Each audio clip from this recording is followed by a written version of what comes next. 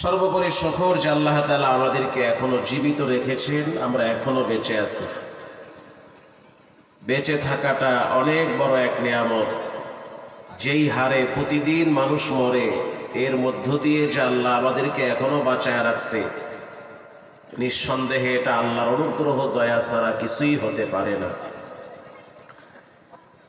এই যে এই মাসের 7 তারিখে আমার প্রোগ্রাম দুইটা ছিল। একটা ছিল টাঙ্গাইল সুরুজ বাজার, নাম শুনছেন না? সুরুজ বাজার অনেক বড় মাহফিল।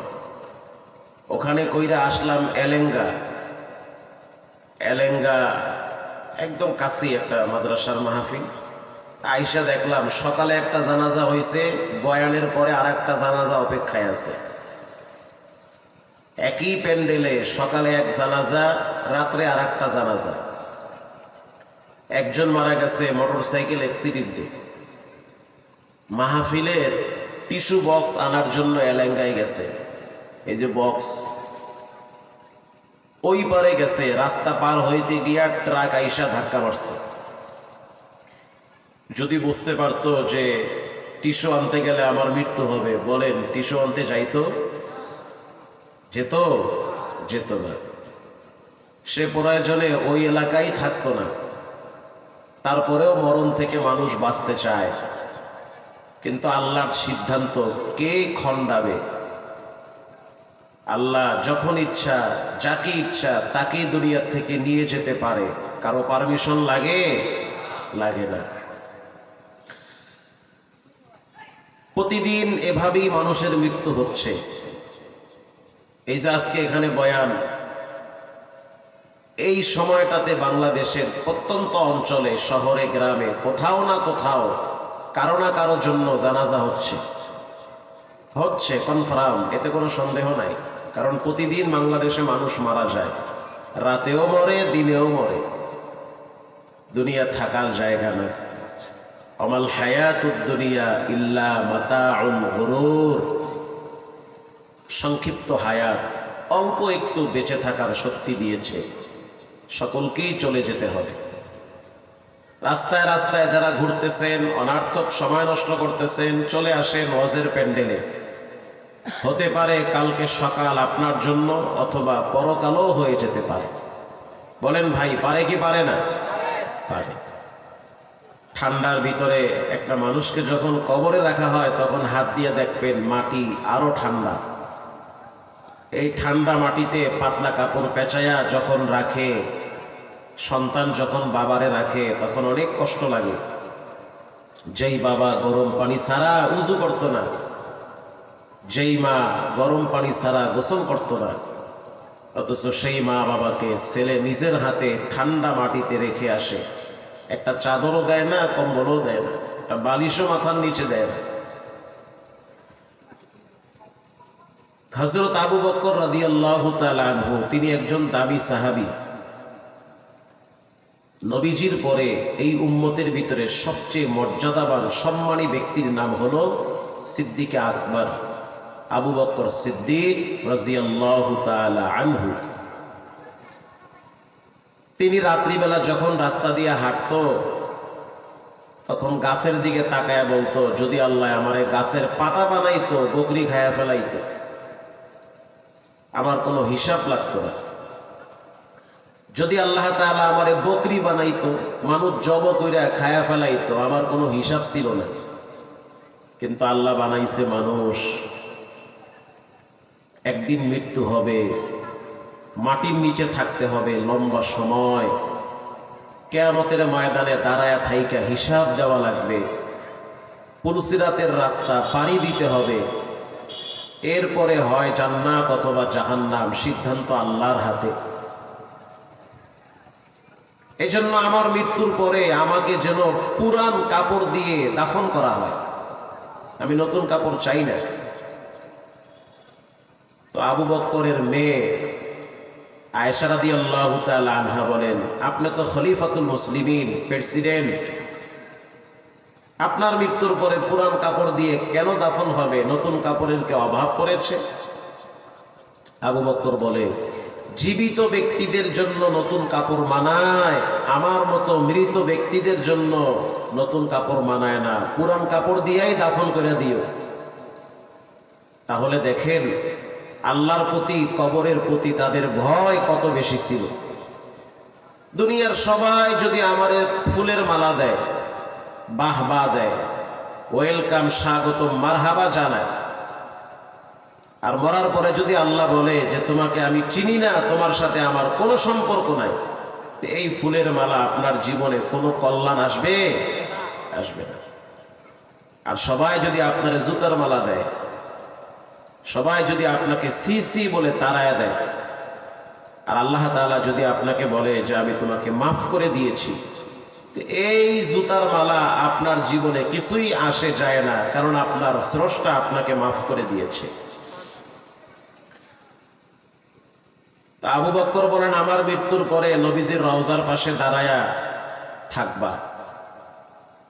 যদি আমার জন্য ভিতরের গেট খোলা হয় তো ভিতরে দাফন করবা নবীর পাশে, আর যদি গেট খোলা না হয়, অনুমতি না হয়, তো আমাকে জান্নাতুল বাকিতে দাফন করে দিবা। আবু বকরের লাশ নিয়ে যখন নবীজির রওজার আধারের পাশে রেখেছে, আল্লাহর কুদরতে রওজার গেট খুলে গিয়েছে। আওয়াজ আসলো, বন্ধুর পাশে বন্ধুকে শোয়া দাও। সুবহানাল্লাহ বলে। হাদিসে আসছে, তোমাদের মৃত্যুর পরে তোমরা ভালো মানুষের পাশে শোবা। ভালো মানুষের পাশে যেন তোমাদের দাফন হয়, কারণ খারাপ মানুষের কবরে আযাব হয়, শাস্তি হয়। মদখোর, সুদখোর, জিনাকার, এদের কবরে শাস্তি হয়। এরা যদি তওবা না করে মারা যায়, কঠিন শাস্তি হয়। প্রশ্ন হতে পারে যে ভালো মানুষের পাশে শুইলে লাভ কি? লাভটা কি? যদি গরমের দিন হইতো আর একজনে যদি পিছনে দাঁড়ায় আমারে বাতাস দিত, বাতাসটা কি আমার একার গায়ে লাগতো না ডানে বামেও লাগতো? এদিকেও লাগতো। এখন আমি যদি বলি, ভাই তুমি বাতাস করো কারে? সে বলবে বাতাস করি আপনারে, আপনারে ভালোবাসি, মনে চাই দেখে বাতাস করি। আরে বাতাস তুমি হেরে করো, হেরে করো। আরে না, বাতাস তো আপনারই করি। তা ডাইনে বামে কাপড় চোপড় লড়ে কে? ওহো, এরা তো আপনার উসিলায় মাগনা বাতাস পায়। কথা কন না কা? ফ্রি বাতাস। হাদিসে আসছে, মরার পরে ভালো মানুষের পাশে থাকার চেষ্টা করো। যখন ভালো মানুষ, দিনদার, পরেশগার, নেককার, আল্লাহওয়ালার কবরে যখন রহমতের বাড়িধারার বাতাস শুরু হবে, তোমার মতো কম আমলওয়ালা ব্যক্তির কবরেও কিছু রহমতের বাতাস আসবে। যেমনে সুবহানাল্লাহ কইলেন মনে হইতেছে আগেই গোরস্থানে হইয়া রয়েছে। সুবহানাল্লাহর ভলিউম বাড়ায়া দিয়া বলেন সুবহানাল্লাহ। এই তো ওয়াজে আইলে মনে হয় ঠান্ডায় সব জুইবা যায়। সুবহানাল্লাহ, আলহামদুলিল্লাহ, আল্লাহু আকবার, এগুলো তো আপনার জিহ্বার লাগে বাড়ি খাবে। বলেন সব ক্ষমতার মালিক কে? মাশাআল্লাহ। ভাইরা আমার, এই জন্য রসুল বলেছেন, তোমাদের মৃত্যু আসার আগে তোমরা তোমাদের হায়াতকে মূল্যায়ন করো, হায়াতকে কদর করো।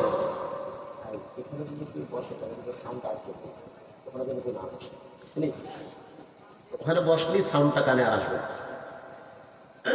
ভাইরা আমার, কষ্ট হচ্ছে আপনাদের?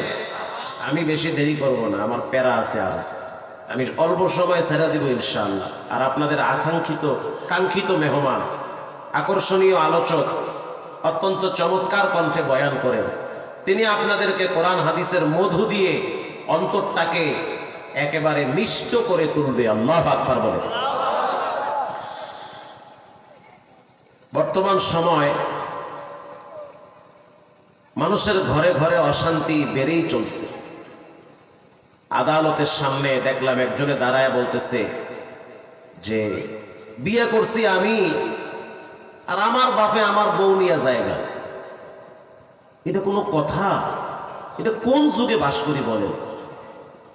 উকিল বলল যে তোমার বউ তোমার আব্বাই নিয়ে জায়গা, বউ গেলে আমি করবো কি? তার মানে শ্বশুর পুত্র বধূকে নিয়ে হিজরত করছে। কি আউযুবিল্লাহ না নাউযুবিল্লাহ? জি কইেন কিছু, নাইলে এই ঝামেলা ঘরে ঘরে আরো ঢুকবে। এটা হলো আযাবুল গজব। পারিবারিক জীবনকে ধ্বংসের অন্যতম হাতিয়ারের নাম হলো পরকীয়া। ঘরে ঘরে ঢুকে পড়েছে। যুব সমাজ শুধু ধ্বংসের দিকে না, মুরব্বীরাও ধ্বংসের দিকে। এই সমাজের যুবকদের সময় কাটে পাবজি, ফ্রি ফায়ার, টিকটক আর গজবের মোবাইলের পিছনে। আর মুরব্বীরা অনেক আল্লাহওয়ালা মানুষ, তাদের সময় কাটে তাহাজ্জুদে, তাদের সময় কাটে জিকিরে, কোরআন তেলাওয়াতে। হ্যাঁ, কিছু মানুষের সময় কোরআন তেলাওয়াতে, জিকিরে কাটে।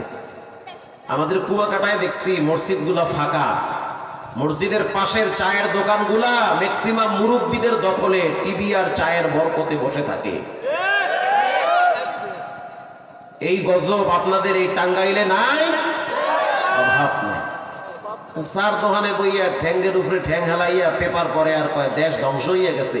দেশ ধ্বংস হয় নাই, আপনি নিচে ধ্বংস হয়েছে। কে কইছে দেশ ধ্বংস হয়েছে? আপনি নিজেই শেষ। টিভির সামনে বৈশা বৈশা খবর দেখে আর বলে আহা দুর্নীতি কইরা দেশটারে খাইয়া লাইছে, অথচ সে এশারের নামাজ পড়ে নাই, সে এশারের নামাজ পড়ে নাই। তো চুরি করছে যে, দুর্নীতি বাসছে, আর যে নামাজকে গাফলিতি করে নষ্ট করলো সে তো বড় চোর। তো বড় চোর তো আপনি কারে চোরা কর? আমি এই বয়ান মতিঝিলে করি, আপনি কি মনে করছেন? মতিঝিল যেখানে মুসল্লি হয় 12,000 জুমার দিন, ঝিল পারে। মামলাও খাইছি 2টা আল্লাহর দয়ায়। আল্লাহু আকবার বলেন। খালি একদিন বলছিলাম যে এই জমিনে কোনোদিন মানুষের মতবাদ দ্বারা শান্তি আসবে না, এটা লাল কালির কলম দিয়া লেখা নেন। একমাত্র শান্তি আসবে কোরআনের আইনের মাধ্যমে। এতে কোনো সন্দেহ আছে?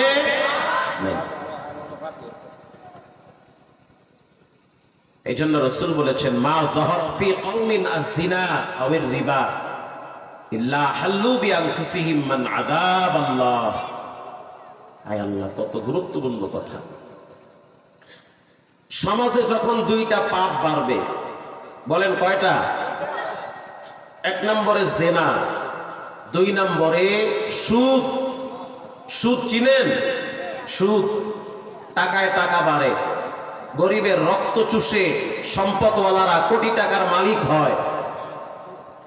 রাসূল বলেছেন এই 2 পাপ যখন বাড়বে, মনে করবা আল্লাহর আযাব মাথার উপরে ঝুলতেছে, বালিশের নিচে আযাব, ডয়ারের ভিতরে আযাব, ছেলে মেয়ের ভিতরে অশান্তির আগুন জ্বালায়া দিবে। আযাব মানে এই না যে আসমান ভাঙ্গা মাথায় পড়বে। আযাব হইল এসি রুমে ঘুমাবেন, মাগার ঘুম আসবে না, অশান্তিতে জ্বলে পুড়ে মরতে হবে।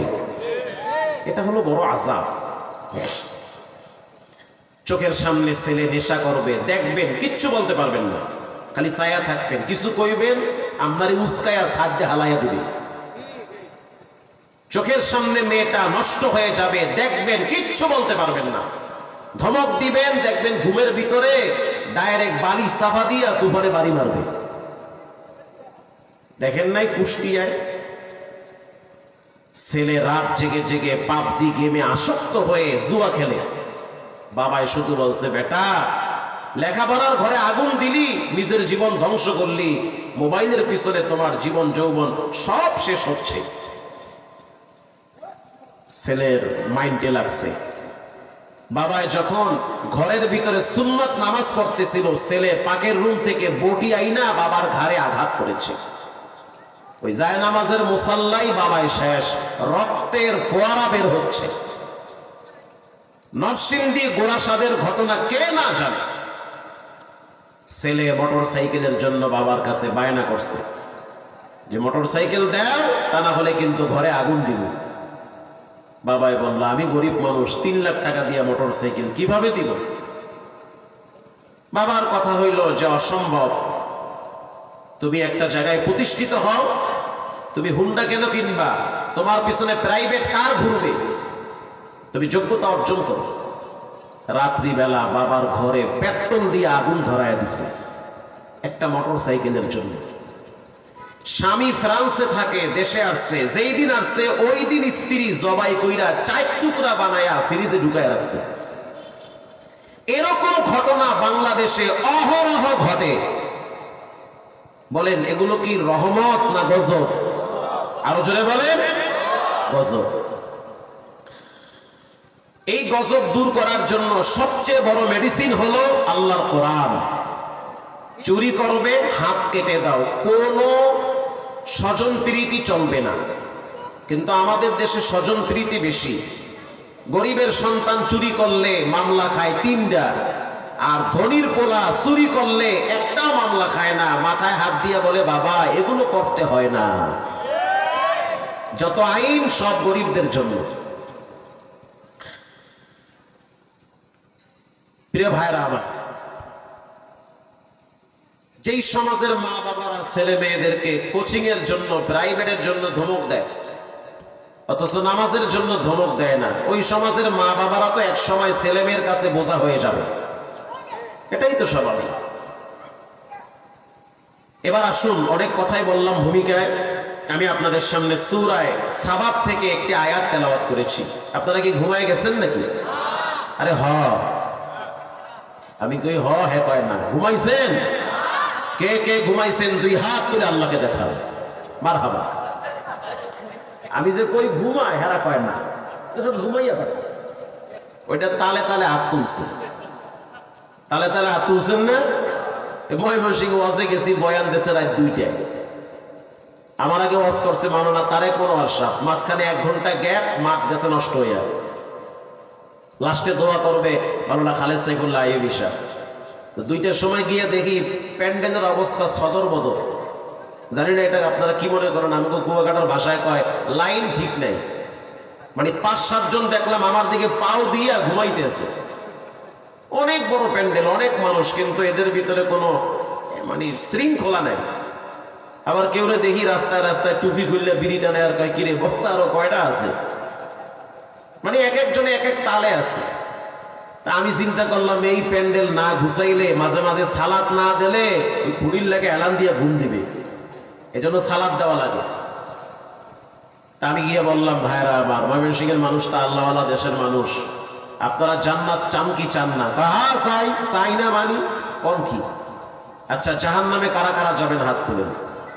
30 জন কমপক্ষে খাড়ায় গেছে খাতা কম্বল লইয়া। আল্লাহু আকবার। আপনারা জাহান্নামে যাবেন? কই মুইও যাবো না, আব্বাইয়া যাইবে না। খাড়ায় গেছেন যে, কামরা তো জানি মোল্লা মুন্সি যা পায় ভালোই করে। স্পষ্ট মনে রাখতে হবে, তালে তাল দেওয়ার দিন শেষ। আগামীর বাংলাদেশ হবে কোরআনের বাংলাদেশ ইনশাআল্লাহ। বলেন মুনাফিক যারা হারা দেবো, এটা ব্যাটকানি মারবে। ব্যাটকানি মারা মানে বুঝবেন ভিতরের ঈমান নষ্ট হয়ে গেছে, পচন ধরেছে, মুনাফিক হিসাবে চিহ্নিত লাভ করেছে। আমি আপনাদের সামনে সূরা সাবার, সূরা ফাতিরের 29 নম্বর আয়াত তেলাওয়াত করেছি। ইন্নাল্লাযীনা ইয়াতলুনা কিতাবাল্লাহ ওয়া আকামুস সালাহ। আল্লাহ বলেন যার ভিতরে 3টা গুণ থাকবে তারা হলো পৃথিবীর ভিতরে সবচেয়ে শ্রেষ্ঠ ব্যবসায়ী। সুবহানাল্লাহ। ইন্নাল্লাযীনা ইয়াতলুনা কিতাবাল্লাহ, নিশ্চয়ই যারা নিয়মিত কোরআন তেলাওয়াত করে। আল্লাহু আকবার বলেন। আল্লাহর হাবিব একদিন সাহাবীদেরকে বলল, কে পারবে কোরআনের 10 পারা তেলাওয়াত করবে? সাহাবীরা বলল, কাজ কইরা খাই, কষ্ট করে সংসার চালাই, 10 পারা তেলাওয়াত করতে অনেক সময় লাগবে, এটা আমরা পারবো না। আল্লাহর হাবিব বলল, সুসংবাদ, কেউ যদি জিহ্বা লড়ায়া সূরা ইখলাস একবার পাঠ করে, সে যেন মনে রাখে তার রব তাকে 10 পারা কোরআনের তেলাওয়াতের নেকি জমা করে দেয়।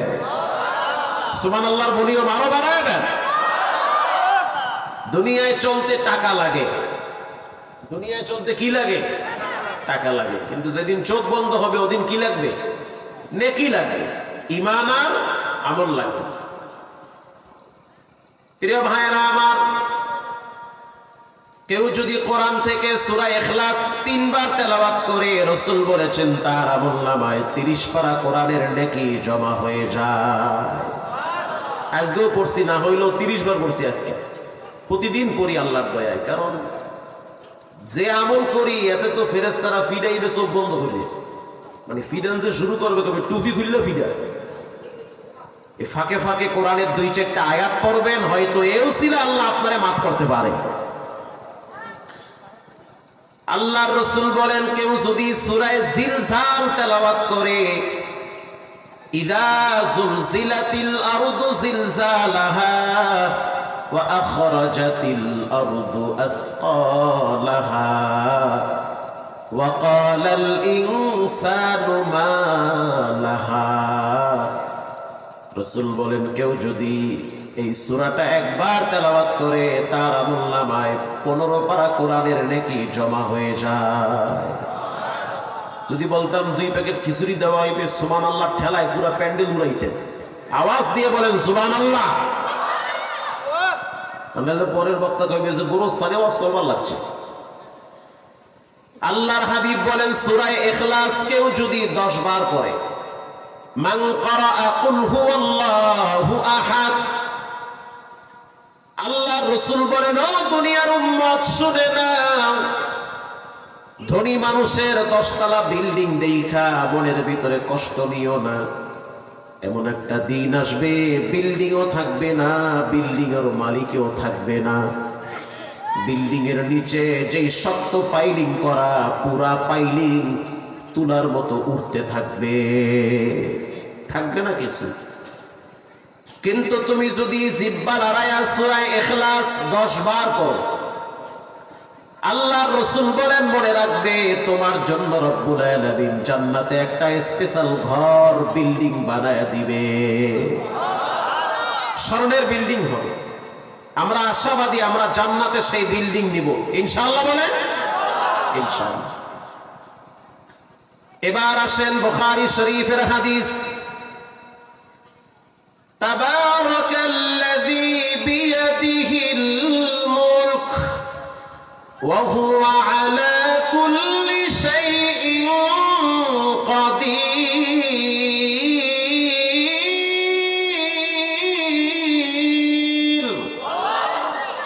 রাসূল বলেন কেউ যদি সূরা মুলক তেলাওয়াত করে ঘুমাবার আগে রাত্রিবেলা, আল্লাহ রাব্বুল আলামিন তার কবরের আযাব মাফ করে দিবে। এটা পড়তে মাত্র 5 মিনিট লাগে। কেউ যদি সূরা কাহাফ তেলাওয়াত করে, আলহামদুলিল্লাহিল্লাযী আনজালা আলা আবদিহিল কিতাবা ওয়া লাম ইয়াজআল লাহু ইওয়াজা। নবীজি বলেন এক জুমা থেকে আরেক জুমা পর্যন্ত যত গুনাহ হয় এই সূরা তেলাওয়াত করার কারণে সব গুনাহ আল্লাহ মাফ করে দেয়। দাজ্জালের ফিতনা থেকে আল্লাহ হিফাজত করবে কেউ যদি সূরা কাহাফের প্রথম 10টা আয়াত তেলাওয়াত করে। প্রিয় ভাইরা আমার, সূরা ওয়াকিয়া দামি একটি সূরা। এগুলা হলো মুমিনদের জীবনের সবচেয়ে বড় পুঁজি। হে দোকানওয়ালা ভাই, দোকানে বসে আছেন, অনার্থক সময় নষ্ট করেন, মাত্র 2টা মিনিট সময় ব্যয় করে সূরা মুলক পড়েন। মাত্র 5টা মিনিট ব্যয় করে সূরা ওয়াকিয়া তেলাওয়াত করেন। কেউ যদি সূরা ওয়াকিয়া তেলাওয়াত করে, রব্বুল আলামিন তার ঘরে রিজকে বরকত বাড়ায়া দেয়। এই ওয়াকিয়ার যদি বাস্তব ফজিলত করি, ফজর হয়ে যাবে। ফজর, এটার যে গুরুত্ব কত আর ফজিলত কত। সূরা ওয়াকিয়া পড়া মানুষ যে কোটিপতি হইছে, এটার নজির কয়েকটা আমার কাছে আছে। কোটি টাকার মালিক সব বাপ। গত বছর মার্চ মাসে আপনারা দেখছেন চট্টগ্রাম মহিষখালীতে একজন গরিব জেলে প্রতিদিন জাল মারে কিন্তু মাছ পায় না।